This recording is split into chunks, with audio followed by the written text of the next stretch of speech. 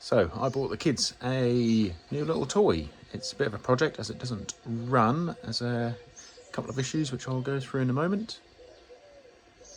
Here it is. It's a little Suzuki LT50 quad. It's in a used condition. I bought it off a friend whose kids used it quite a lot, and then it's been sat in a shed for a little while. As you can see, its plastics are a bit grubby, a bit wear and tear around it. You know, just needs tidying up a little bit. But at the moment, it doesn't run. The pull start, there's nothing to it. But if you pull it hard enough, it does occasionally engage. So I think the first job will be to take that off and give all the little fingers that pop out a little clean and see if we can get that to work properly. The previous owner did say that the carburettor dumped all the fuel when it was last used.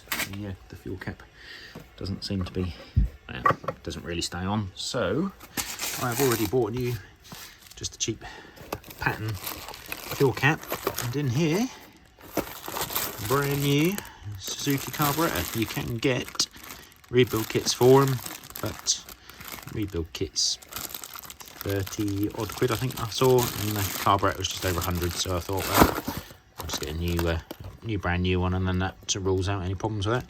Also got oil spark plugs, etc. for it. So first job will be take the pull starter off and see if we can free off the little fingers inside that spin out when you pull it.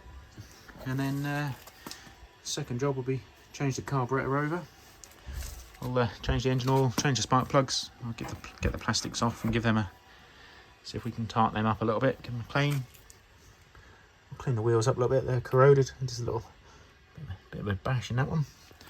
But yeah, we'll give them a bit of a rub down and just a bit of a splash of paint and just tidy them up a little bit.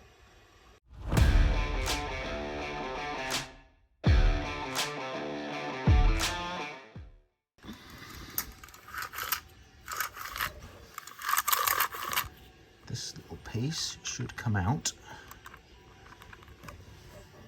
Grab onto the side there for it to into these to engage.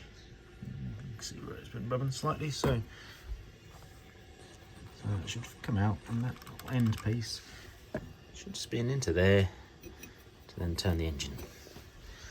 But it doesn't. Well, you can move it there. It doesn't seem to be too much resistance, but I wonder if those springs are not a lot of good anymore. So we'll take that circlip off, take it all apart and give it a clean, and see if that helps.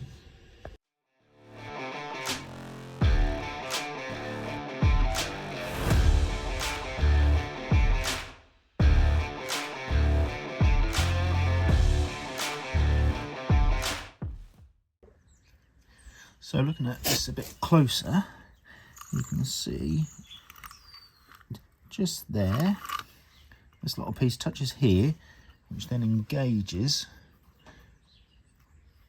or makes that spin out. It's doing there just because of gravity. But you can see it's only just touching it. So by pulling this piece in, you can see it moves it very slightly and still only just touches it. So that is the cable, which you can see there, which is operated by the brake. You can see it move. There. So I reckon this is a bit worn, so whether we just give it a slight little kink, just so it protrudes out a little bit further, so then that piece can hit that a bit better. So I've cleaned it up with a bit of good old WD-40, and you can now see I've given it a little tweak. It does just clip there, so when the brake is held in and it moves it out a bit further, it should definitely engage every single time.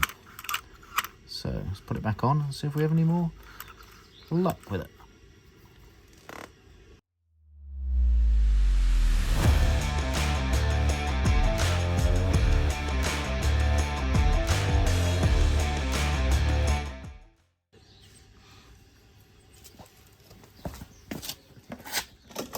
Oh,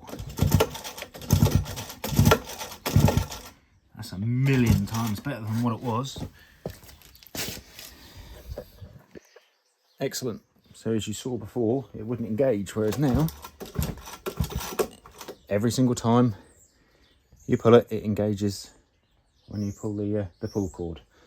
So that's one job ticked off the list. So for ease of access to get the carburetor off, I'm actually going to take the tank off. I want to check the tank because it's empty, as like I said previously, it dumped all its fuel last time it was used. So I'm going to take the tank off, make sure it's not all rotten inside because everything's plastic except for the tank, which is metal. So I need to take the seat off. I'll take these rear plastics off, see if I can give them a bit of a spruce up with something. Just check everything underneath. So I believe you take wing nuts off there and there to take the seat off, and then I'd imagine there'll only be they're not held down here, so I'd imagine there's only a couple of little screws or something holding the plastics on. And the tank I might have to take, it might be just be slid in here, or there might be a bolt. I imagine there's just a bolt at the back here and it slides onto a couple of lugs at the front, but we shall find out shortly.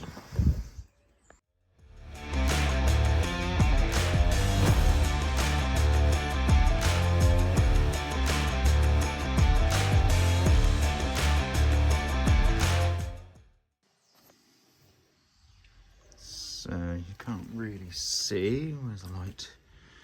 There's a little bit of surface rust there, but generally that doesn't look too bad. So I haven't actually got any petrol to hand, but I'll get some and give that a good flush out and get any debris out of there that's accumulated. Yeah, oil tank's got plenty of oil in the back there, so I will give all this a good clean, but we've got access to the carb a bit easier now, so have a look at taking that off.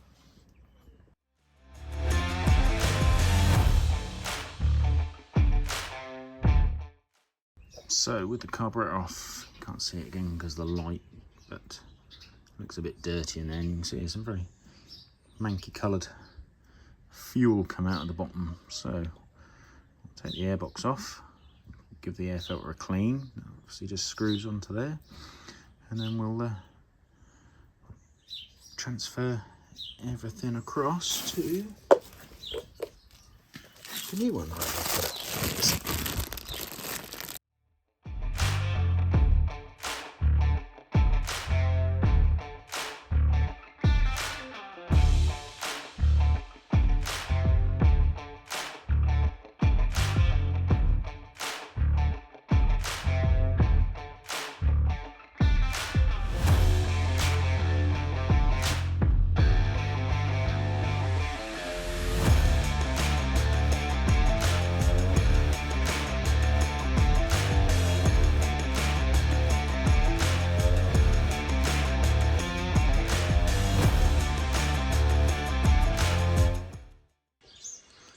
So I've got some little herberts back at home now, making far too much noise. So I think I'll stop this video here of sort of part one of it. I'm not happy how the air filter sits in there, so I will have a look at ordering a new one of those and fit that just there. And we'll change the spark plug and the oil in the next episode and see if it runs. So if you like this video, follow for more.